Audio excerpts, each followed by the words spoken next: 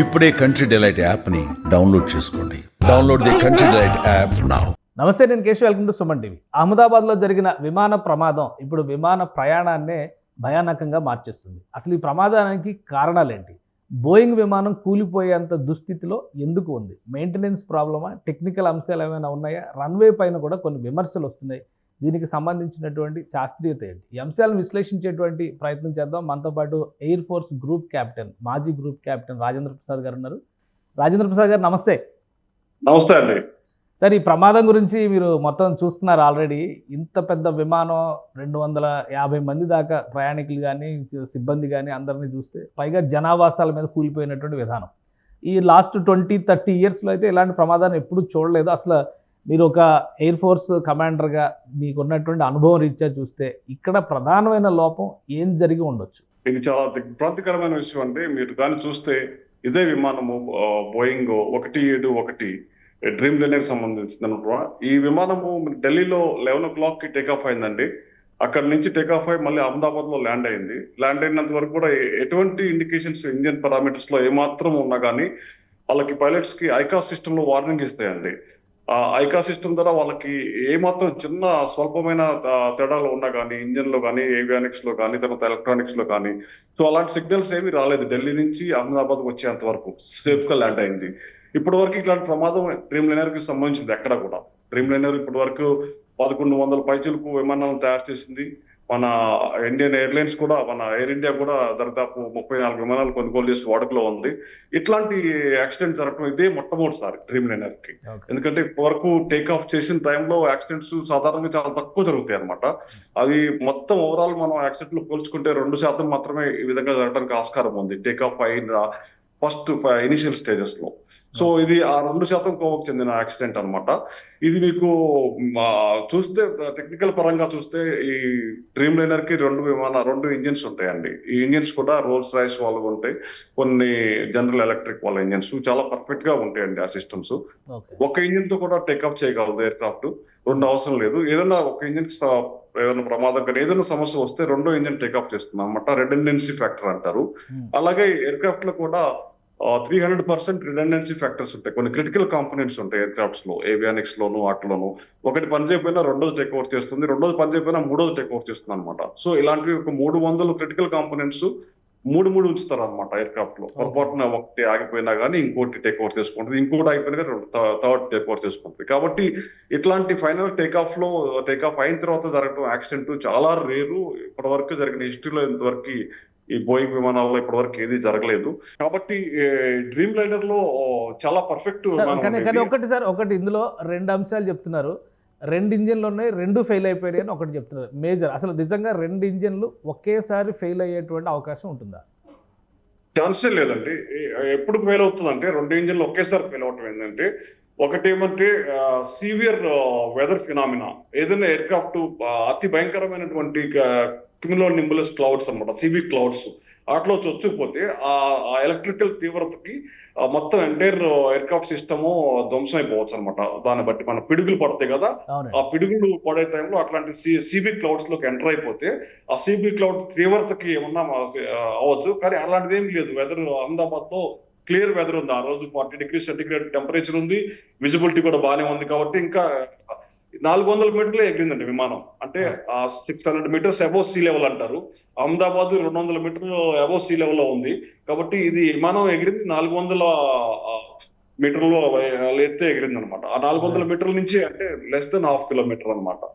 So take off అయిన తర్వాత జరిగిన ఇన్సిడెంట్ ఇది. ఓకే సార్, ఇంకొకటి రన్వేని కుదించారు. ఈ రన్వే 3.5 kilometerలు ఉండాల్సిందని కుదించారు. దానివల్ల కూడా టేక్ ఆఫ్లో ప్రాబ్లం వచ్చింది అనేది ఒక ప్రచారం. అది నిజమేనా? అందులో ఏమన్నా అలాంటి వాస్తవాలు ఏమైనా ఉన్నాయా? లేదండి, అది వాస్తవం అంటే. ఎందుకంటే ఇంటర్నేషనల్ ఎయిర్లైన్స్ ఇది, any air craft for that matter, any air craft runway కానీ ఏమాత్రం కుదించాల్సి వస్తే దాన్ని రన్వేని మూసివేస్తారండి. దాని పక్కన ఉన్న రన్వేలు ఉపయోగిస్తారు. ఎట్టి పరిస్థితుల్లో ఇట్లాంటి షార్ట్ కట్స్ అనేది తీసుకోరండి. అందులోనూ రన్వే విషయంలో. ఎందుకంటే దాని ఫ్యూయల్ చూస్తే మీరు ఈ బోయింగ్ 787 కెపాసిటీ వచ్చేసి 1,25,000 liters అండి, 1,25,000 లీటర్ల కెపాసిటీ ఉంటుంది. తర్వాత ప్రయాణికులు సో అంత వెయిట్ ఉంటుంది. కాబట్టి రన్వే తక్కువ అయితే చాలా కష్టం ఉంది. ఎందుకంటే టేక్ ఆఫ్ అవడానికి దానికి మినిమం లెంగ్త్ అనేది కావాలి. ఈవెన్ 100 మీటర్స్ తక్కువైనా కానీ టేక్ ఆఫ్ కి అనుమతించడం అనమాట ఎట్టి పరిస్థితుల్లో. ఎందుకంటే పైలట్ కూడా యాక్సెప్ట్ చేయడు ముందు. ఎందుకంటే మీరు ఎయిర్క్రాఫ్ట్ టేక్ అవడానికి ముందు అనేక రకాల టెస్టులు ఉంటాయి, అనేక రకాల చెక్స్ ఉంటాయండి. దాంట్లో గ్రౌండ్ చెక్స్ ఉంటాయి, వేరియస్ మొత్తం కంప్లీట్ గ్రౌండ్ చెక్స్ వాళ్ళు చేసి లాగ్ బుక్ మెయింటైన్ చేసి పైలట్ చూపిస్తారు, సంతకం తీసుకుంటారు. అలాగే పైలట్ కూడా మళ్ళీ చెక్ చేస్తారండి. తర్వాత ఏటీసీ ఆఫీసర్స్ రన్వే మొత్తం సరౌండింగ్స్ ఎట్లా ఉన్నాయని వాళ్ళు సర్టిఫై చేస్తారు. ఇవన్నీ సర్టిఫై చేసిన తర్వాత మాత్రమే ఫ్లైట్ టేక్ ఆఫ్ అనుమతి పైలట్ ఫైనల్ సైన్ చేస్తారండి. ఏమాత్రం తనకి ప్రమాదం, ఇది విమానం లెంగ్త్ సరిపోదు అంటే ఆయన టేక్ ఆఫ్ చేయడండి. అదంతా అపోహ మాత్రం. సార్ మీరు మామూలుగా అయితే యుద్ధ విమానాలను నడిపారు, చాలా ఎయిర్ ఫోర్స్ ఇది చాలా డిఫరెంట్. అండి నేను యుద్ధ విమానాలను కంట్రోల్ చేసేవాడిని. నేను ఎయిర్ డిఫెన్స్ ఫైటర్ కంట్రోలర్ ని. అంటే విమానాల గురించి చదువుకున్నాను. అన్ని ఫైటర్ విమానాలు పర్ఫార్మెన్స్ మనవి, తర్వాత మన శత్రు దేశాల విమానాలు వాటిలో పారామీటర్స్ మొత్తం చదువుకుంటాం మేము అనమాట బ్యాటింగ్ లో ఉన్నప్పుడు. కాబట్టి యుద్ధ విమానాల గురించి వాటి పనితీరు, వాటి కెపాసిటీ, వాటి ఇంజిన్ ఎలా ఉంటుంది ఏంటి అవన్నీ తెలుసుకుంటాము. బేసికల్లీ యుద్ధ విమానాల గురించి చదువుతాము. తర్వాత అలాగే మా వాటికి వీటికి ఏమైనా డిఫరెన్స్ ఉంటుందా సార్? ఈ బోయింగ్ విమానాలకినో అలాంటి విమానాల మెయింటెనెన్స్ కి?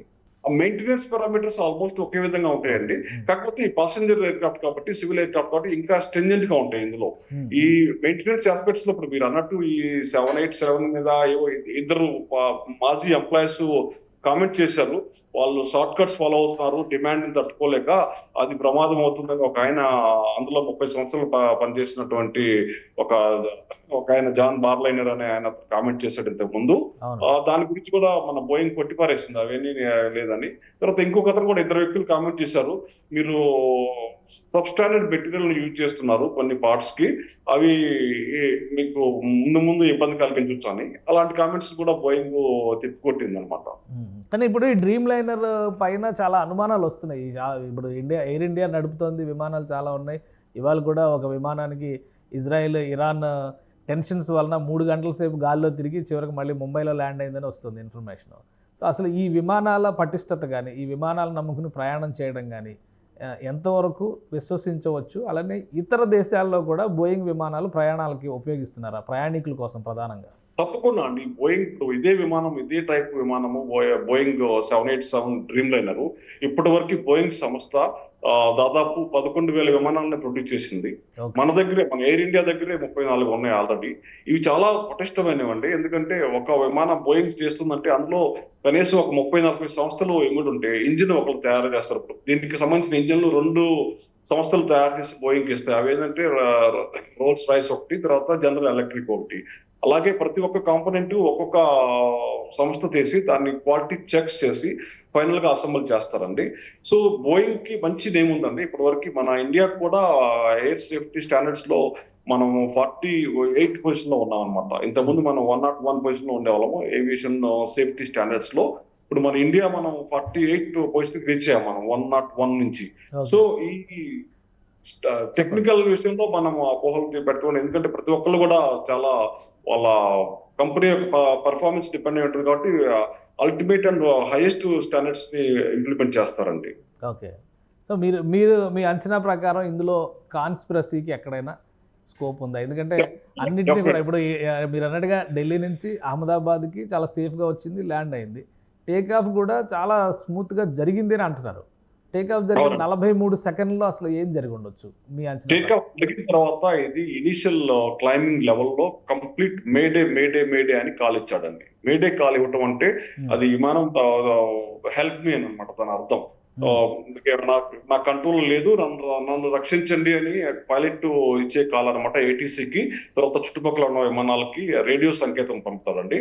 ఎప్పుడైతే మేడే సంకేతం పంపుతాడో ఆ ఏటీసీ తర్వాత చుట్టుపక్కల ఉన్న విమానాలు దాన్ని రక్షించడానికి కానీ, దాన్ని హెల్ప్ చేయడానికి కానీ,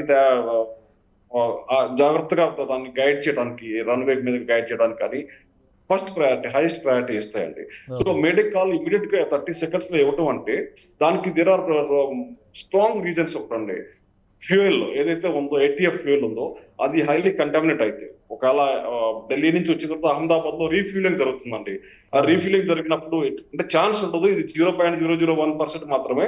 ఆ ఫ్యూయల్ ని కంటామినేట్ చేస్తే, ఫర్ ఎగ్జాంపుల్ మన స్కూటర్ లో ఇప్పుడు పెట్రోల్ లో మన పంచదార కలిపితే ఇంజిన్ పాడైపోద్ది అంటారు మనకి. అవునండి. అదే విధంగా ఈ ఫ్యూయల్ లో, ఏటీఎఫ్ ఫ్యూయల్ లో ఏదైనా కంటామినేట్ చేస్తే, అలాంటి పంచదార లాంటిది ఏదైనా కలుపుంటే ఒకవేళ అది ఇంజిన్స్ మొత్తం బ్లాక్ అవడానికి కూడా కారణం ఉంటుంది. అలాంటిది ఏదైనా జరగవచ్చు, కానీ అలాంటి జరగడానికి కూడా ఛాన్సెస్ చాలా తక్కువ ఉంటాయి. ఎందుకంటే everything will be under CCTV, continuous గా మానిటర్ చేస్తారు, ఆ ఫ్యూయల్ శాంపిల్ సెలెక్ట్ చేస్తారు.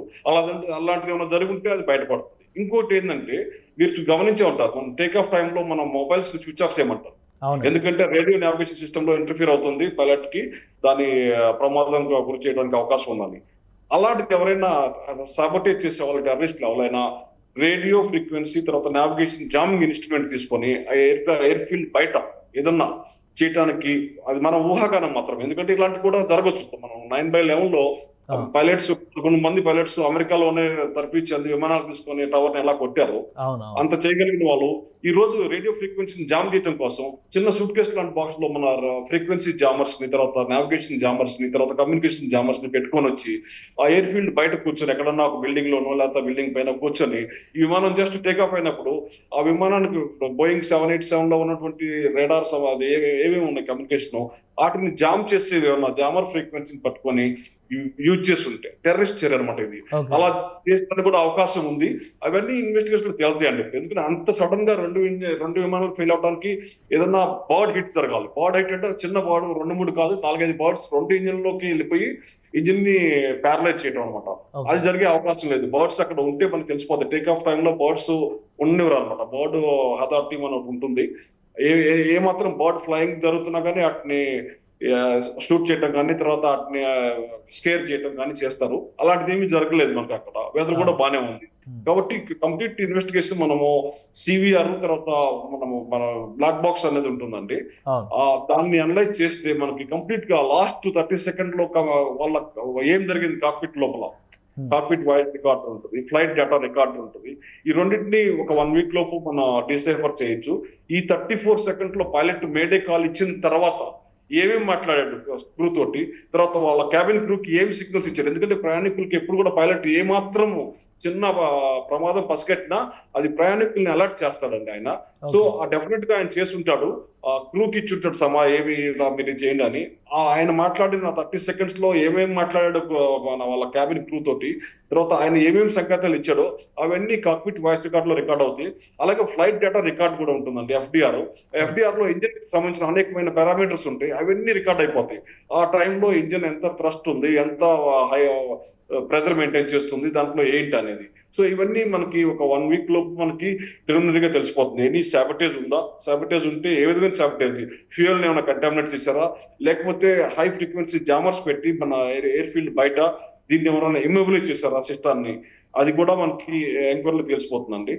సో మనం ఒక 1 వీక్ లోపు మనకి వివరాలన్నీ తెలియవస్తాయండి. అంటే సార్ మీరు చెప్పినట్లు 2 పాసిబిలిటీస్, అంటే ఒకటి కంటామినేట్ చేయడం అనేది బహుశా ఎవరైనా ఇంటర్నల్ స్టాఫ్ ని కనుక మేనేజ్ చేయడానికి అవకాశం ఉండొచ్చు. అది చాలా మీరు అన్నట్టు చాలా అవకాశం ఏంటంటే, డిటర్మైండ్ ఎవరైనా చేయాలంటే మనకి చూడండి, మనము ఏదైనా టెర్రరిస్ట్ చర్య చేయాలనుకుంటే వాళ్ళు ఏదైనా వాళ్ళు చేయొచ్చు అండి. చిన్నది మీరు అన్నట్టు ఆ విమానాన్ని కంటామినేట్ చేయడానికి ఏమైనా లేటెస్ట్ యాసిడ్ కానీ తర్వాత కెమికల్ కానీ చిన్నది వాళ్ళు తీసుకుని వచ్చి కలపడానికి ఆస్కారం ఉంది.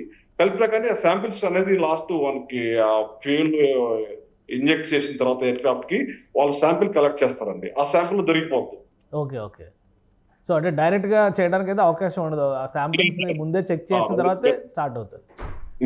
సో రెండో పాసిబిలిటీ మీరు చెప్పింది రాడార్ ఫ్రీక్వెన్సీని డ్యామేజ్ చేయడం అనేది ఎయిర్ క్రాఫ్ట్ లో ఉండి చేస్తారా? జామ్ చేయడం ఎయిర్ క్రాఫ్ట్ లో ఉండి ట్రై చేసే వాళ్ళు అవ్వచ్చా, లేదా బయట నుంచి ఎక్కడి నుంచి అయినా కూడా ఆపరేట్ చేయొచ్చా? అంటే ఎయిర్ క్రాఫ్ట్ లో మనకి ఇప్పుడు బ్యాటరీ చార్జర్స్ అవన్నీ ప్రొహిబిట్ చేస్తారండి. మనకి చెకింగ్స్ లోనే మొత్తం బయటపడిపోతాయి. ఏమన్నా ఇట్లాంటి జామింగ్ ఇన్స్ట్రుమెంట్స్ కానీ ఏమన్నా ఉంటే, ఒక మొబైల్స్ కూడా మనం స్విచ్ ఆఫ్ చేయమంటారు కదా, ఎయిర్ క్రాఫ్ట్ లో ఉండి చేయడానికి చాలా తక్కువ ఉంటాయి. ఎందుకంటే జామింగ్ ఏమన్నా క్యారీ చేసినా కానీ వాళ్ళు అవి అన్ని ఈవెన్ బ్యాటరీ చార్జర్స్ కూడా మనకి ఒక్కోసారి మనకి వచ్చినారు. సో ఇలాంటివన్నీ ఉంటే వాళ్ళకి మనకి దొరికిపోతాయండి, స్కానింగ్ లో దొరికిపోతాయి మనకి అక్కడ. సో అక్కడ తక్కువ. ఏమన్నా బయట నుంచి కానీ ఏమన్నా టేక్ ఆఫ్ అయ్యేటప్పుడు అంటే 400 మీటర్స్ లోనే క్రాష్ అయింది కాబట్టి 2 కిలోమీటర్ డిస్టెన్స్ లో మన రన్వే నుంచి ఒక 2.8 కిలోమీటర్స్ డిస్టెన్స్ లో అది క్రాస్ అయింది. ఆ 2.8 కిలోమీటర్స్ లోపు అక్కడి నుంచి కూడా వాళ్ళు ఏమైనా హెవీ హై ఫ్రీక్వెన్సీ జామర్స్ ని పెట్టి ఇమ్మొబిలైజ్ చేయడం అంటే టెర్రరిస్ట్ యాక్ట్ అన్నమాట ఇది. లేకపోతే ఏదైనా మిసైల్ లాంచ్ చేయొచ్చు, అంటే మిసైల్ లాంచ్ చేయడానికి మనకేమీ తెలియలేదు. మిసైల్స్ లో కానీ ఇట్లాంటివి జరగడానికి ఆస్కారం ఉంది. రైట్ రైట్ ఇంకొక విషయం సార్, ఇప్పుడు ఈ ఇష్యూకి సంబంధించి ఇంటర్నేషనల్ ముఖ్యంగా యూకే సంబంధించిన పౌరులు కానీ కెనడా నుంచి కానీ వీళ్ళందరూ కూడా ఇన్వాల్వ్ అయి ఉన్నారు. సో ఇంటర్నేషనల్ ఎక్స్పర్ట్స్ టీమ్స్ కూడా ఫోకస్ చేస్తున్నాయి. ఒకవేళ కాన్స్పిరసీ అనేటువంటి ఆలోచన ఉంటే బయటపడడానికి స్కోప్ ఉందా? ఎందుకంటే సిగ్నల్స్ ఏటీసీకి సిగ్నల్స్ జామ్ అయినాయి అని ఫస్ట్ కొంత ఇన్ఫర్మేషన్ వచ్చింది, తర్వాత అలాంటిది ఏం లేదని చెప్పినాను. మీరు అన్నదాన్ని బట్టి చూస్తే అటువంటి జామర్స్ ద్వారా ఏమైనా డ్యామేజ్ చేసేటువంటి ప్రయత్నాలు జరిగి ఉండొచ్చా?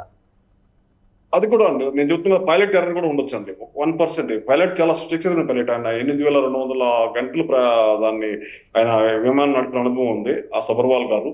తర్వాత సెకండ్ కెప్టెన్ కూడా మంచి నైపుణ్యత కలిగిన వాళ్ళే. కానీ ఎంత నైపుణ్యత ఉన్నా కానీ 0.001% మనకి ఎప్పుడన్నా వాళ్ళు ఏమన్నా మానసిక ఒత్తిడిలు కానీ లాస్ట్ మినిట్ లో ఏమైనా తప్పు చేసుకోవచ్చు. లాస్ట్ మినిట్ లో పైలట్ తప్పు చేయడానికి అందులో 1000లో 1 కానీ లేకపోతే 1,00,000లో 1 కానీ జరగడం ఉంటుంది. హ్యూమన్ ఎర్రర్ జరగడానికి కూడా ఒక ఆస్కారం ఉందండి, హైయెస్ట్ పాసిబిలిటీ. ఏమన్నా పైలట్ సడన్ గా తప్ప ఆ టైంలో కానీ ఏదైనా క్రిటికల్ మిస్టేక్ కానీ కమిట్ చేశాడంటే అది అంత హెవీ ఫ్యూల్ తో ఉన్న ఫ్లైట్ కదా, దాన్ని మిస్ హ్యాండిల్ చేయడానికి చాలా చాలా remote chances are there. But అది కూడా ఒక ఛాన్స్ అండి, పైలట్ ఎర్రర్ ఒకటి. తర్వాత గ్రౌండ్ హ్యాండ్లింగ్ ఎర్రర్ కూడా ఉంటుందండి. హ్యూమన్ ఎర్రర్ నాన్ పైలట్ అంటే కింద ఏటీసీ స్టాఫ్ నుంచి కానీ తర్వాత లోడర్స్ టెక్నీషియన్స్ వాళ్ళు ఏమైనా చేసినా అవన్నీ చేసినా రికార్డ్ అయి ఉంటాయండి. అన్ని కంప్లీట్ గా బయటపడిపోతాయి ఏమన్నా హ్యూమన్ ఎర్రర్ ఉంటే. హ్యూమన్ ఎర్రర్ ని వాళ్ళు ముందు ఫస్ట్ ట్రై చేస్తారు, human error pilot, human error non pilot, ఈ రెండింటిని అసెస్ చేస్తారు ముందు. అవన్నీ లేవని రూల్ అవుట్ చేసిన తర్వాత మెటీరియల్ ఫెయిల్యూర్ అండి. మెటీరియల్ ఫెయిల్యూర్ అంటే మెటలర్జీ ఇంజన్ మెటల్స్ మొత్తం అన్ని చెక్ చేసుకొని ఆర్ని టెస్ట్ ల్యాబ్స్ పంపించి ఎనీ మెటీరియల్ ఫెయిల్ అయిందా, తర్వాత ఎనీ ఎక్విప్మెంట్ కానీ ఎలక్ట్రానిక్ ఎక్విప్మెంట్ నావిగేషన్ ఎక్విప్మెంట్ ఏదైనా ఫెయిల్ అయినా సడన్ గా అవన్నీ కూడా అనలైజ్ చేస్తారండి. సో వేరియస్ కాంపోనెంట్స్ ని అనలైజ్ చేసిన తర్వాత మన కాంప్రిహెన్సివ్ రిపోర్ట్ వస్తుందండి.